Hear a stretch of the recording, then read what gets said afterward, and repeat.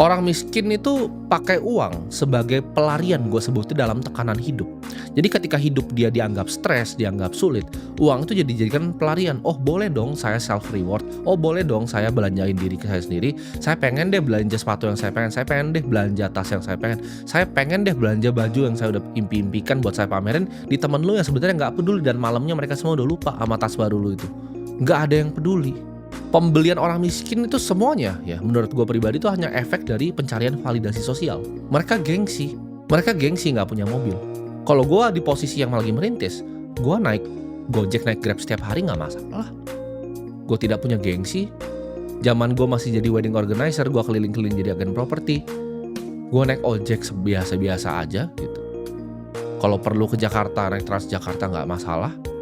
Gengsi di mana? Uang gue ratusan juta waktu itu naik Transjakarta.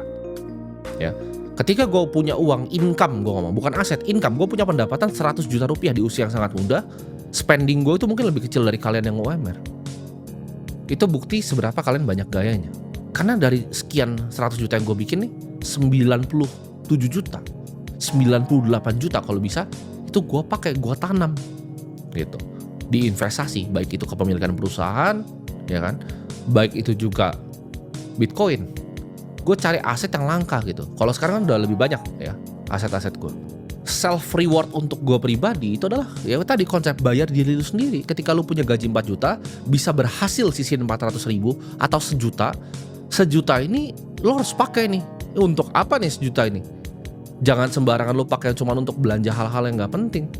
Jangan dipakai bahkan untuk cuma cicilan untuk lo pamer punya handphone bagus. Self reward gue apa? Self reward gue tadi, gue punya kepemilikan dari perusahaan, gue punya aset yang langka dan diinginkan banyak orang. Itu self reward gue sampai detik ini.